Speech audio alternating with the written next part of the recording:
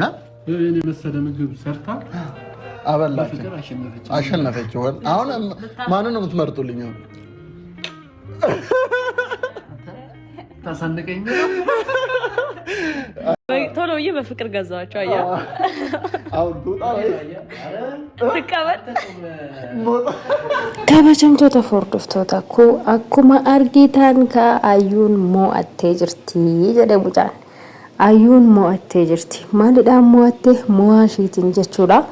Mo'aa ishiitiin mo'atteetii jirti jechuudha. Dubartoota sanallee waan isaan ishee reebaniif Ayyuu manatti waamee raawwatee dhiifama akka ishee gaafate dubbate jechuudha mucichi. Akka ilaallutti mucichi garma Ayyuutti deebi'aati jira natti fakkaata. Akkatti inni gurshu argitanii jirtu. Nagaan isiniif haa ta'u akkam jirtu fayyaa qabdanii kabajamtoota hordoftoota koo an nagaan qaba. Galata Rabbii bakka jirtanitti nageenyi Rabbii isiniif haa baay'atu hunduma keessaniif uyyi. Egaan kabajamtoota hordoftoota koo akkuma argitanitti jechuudha. Ayyuun guyyaa Jumaata jechuudha. Guyyaa kaleessatti gaha. Viidiyoon kun kan waraabame akkasuma isheen irree kan reebamte kaleessumadha. Viidiyoochi gaharra lakkifame natti fakkaata. Yaa idiit ta'ee maal jedhee gaafa intanii jedhutti guyyaa hin fudhata yeroo sin fudhata namni immoo xiqqoo gaafa waan tokko idiit godhame maal jedhutti yeroo namatti fudhata jechuudha. Akkuma keenya kana ammuma kaanii irraa intanii jedhanii miti kan lakkisanii gaafa wanta takka pirogiraamiin tokko hojjetamu yeroo dheeraa namatti fudhata jechuudha. Ediit gochuudhaan maal jechuudhaan kaameraadhaan gaafa waraabamu kaameraa keessaa gara silkiitti dabarsanii gaafa ediit godhan yookiin immoo laaptooppitti dabarsanii gaafa ediit godhanii maal jedhanitti yeroo dheeraa isaanitti fudhata jechuudha. Haa ta'u malee viidiyoon kun kan kaleessa waraabamedha. Ammas immoo deebisee ijoolleen lamaan dubartoonni lamaan suni viidiyoo jalqaba gillatti irratti narkitanii jechuudha. Ayyuu reebanii qixqix ishii godhanii jechuudha. Baay'ee tokko ishee miidhaniitii jiru. Egaa nama lama ta'aniitti itti dhufanii malee Ayyuun ni sodaatu yookiin immoo yaadallee keessa isheetti waan itti yaaddee hin jiraatiniif malee osoo itti yaaddee jiraattee osoo qophii qabaattee ijoolleen sun akkasittiin ishee miidhu jedheetiin hin yaadu. Haa ta'u malee egaa Ayyuun miidhamteetti. Miidhamasii kanarratti immoo gaafa ijoolleen sun ishee reebuu argu mucichi Hamzuu maal jettiini ijoollee kana sababa isaan ishee reebaniif Ayyuudhaaf bilbilee manatti ishee waamee ishee dhiifama gaafate jechuudha. Egaa dhiifama ishee gaafatee hanga fayyitutti yookiin immoo miidhama xiqqoo akkas kunoo iddoo teessuma ishee kanarraan gaditti harkaan qabatteeti turte iddoo kanarra na dhukkubaatii tura jettee egaa yeroo sana argitanii jirtu lafatti gadi ishee kuffisanii turan jechuudha. Ijoolleen lamaan hin qabaniiti. Kanaaf iyyuu amma dhukkubbiin kun si dhiisutti asuma turuu dandeessa jedhee raawwatee isheedhaaf eeyyame jechuudha.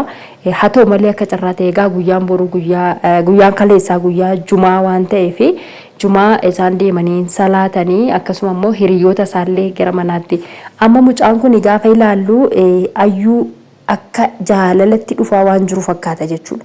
Maaliif hoo jettanii namni tokko erga nama tokko dhimma irraa qabaannee erga nama tokko yaada nama sanaa qabaannee akkamittiin hiriyoota isaa jechuudha. Hiriyoota isaa manatti affeeree ishee barsiisa. Isin yoo jettan akka kan keessanitti amma fakkeenyaaf yaaduma keessanitti yoo yaaddanii akkamitti hiriyoota isaa waamee raawwatee sayyuu hiriyaasaa baalatti daariidha inni tokko faan jechuudha. Haadha manaasaa duukaa dhufee isaa warri kunis yookiin baalatti daarii ta'uu danda'u yookiin laaxxee ta'uu danda'u dhiirota lamadha isaan suni manatti isaa waamee raawwatee Ayyuudhaan wal isaan barsiisan jechuudha. Haa ta'u malee Ayyuunis immoo iddoo sanatti gaafa inni achi Jumaa salaata deemee hiriyoota isaa kana fideetii dhufu jalqaba yeroo inni ba'u buna mana qaraarrabdeetii turte akkuma argitanii. Erga inni bayeetii jedhee wanta nyaata barbaachisu hundumaayyuu hojjettee isaan eedde jechuudha dhiyeessiteeti jechuudha. Kanaaf gaafa dhufanii hedduu tokkotti gammadanii turan akkuma argitanitti jechuudha. Baay'ee tokkotti gammadaniiti nyaata isheen hojjettillee baay'ee itti gammadanii jaallatanii jechuudha. Mucachimtuyyuu baay'ee jaallatee jira jechuudha nyaata isheen hojjette kana. Egaa maal jedheeni asuma deebisee raawwatee eenyu filattaa jedheen mucaan kun egaa ijoolleen lamaan sanas egaa kana dura hiriyaata isaa turan ta'uu danda'a. Egaa gadi fageenyaan yoo faanallee wajjin jiraachuu baatanii waan biraa keessallee galuu baatanii akka hiriyaatti waliin turuun isaa hin oolu. eenyu filattaa jedhee hiriyaa isa baalatidaarii kana gaafa inni gaafatu gaafiin qabu jedhe suma dhugaa dubbachuuf gaargeessanii viidiyoo isaa keessatti gaafiin qabu jedheeni so jaarsa ergina jedhanii akka qalliitti kan isaan haasa'aatii turanii jaarsa erginaa mana maal jechaatii turanii jaarsa erguu maal barbaachisa jaarsi kanuma baqqaayee jechaatiin jecha kan turanii garuu mucichi baqaayyuun akka keessa isaatti seenti namatti fakkaataa jirti jechuudha isinii galee maaliifini kan dura mana kana keessa seentu mana kana keessa taa'uu hin dandeessu sifaana taa'uu hin danda'u mana kana ba'uu qabdaa deemuu qabdaa poolisii sitti fidaa maalidhaa jedhee raawwatee itti caffaraatii ture amma ijoollee sun reebanii dhiifamallee gaafatee deebisee ammas immoo hanga fayyitutti mana kana keessa jiraachuu dandeessa jedheeni kanaaf iyyuu kunuuyyuu garaagarummaa qaba garaagarummaa tokko waa tokko hin argisiisa jechuudha gaafa ilaallu so kanaaf iyyuu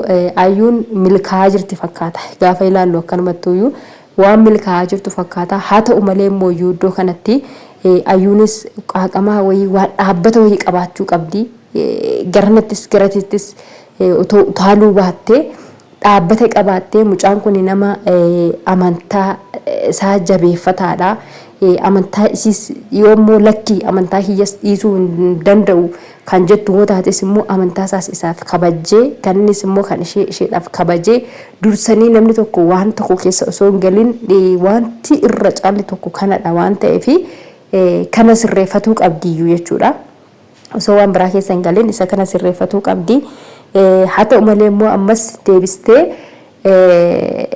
erga kana sirreeffatteen booda immoo karaa fuulduraatitti akkam ta'uu qaba maal jireenya maaltu na eeggataa jira akkamittiin gara fuulduraatti fufuu danda'a akkamittiin nama kana faana jiraachuu danda'a kan jettu haalli dursa ishiin Saayidoo faana walitti itti dhuftes haalli ishiin akkamitti isa faana irraa gargar baates wantoota amantaa kana wal qabatu waan ta'eef kana mijeeffatuu qabdi jechuudha dursitee anamma har'a fakkeessuudhumaaf akkasitti marattee jaaba ishee marattee akkasuma abaayyaa uffattee akkasittiin isa gammachiistee isa waliin yeroo tokko guyyaa tokkoof guyyaa lamaaf yookiin immoo guyyaa muraasaaf nama kana faana gammachuudhaan jiraatti osoo hin taane karaa fuulduraatti jireenyi karaa fuulduraa akkanumatti doobsaa jiraadha moo ani immoo maalan ta'a murtiin kiyya maali jettee of murteessuun ishee biraa dirqama barbaachisaadha jechuudha murtii tokko fudhachuu qabdi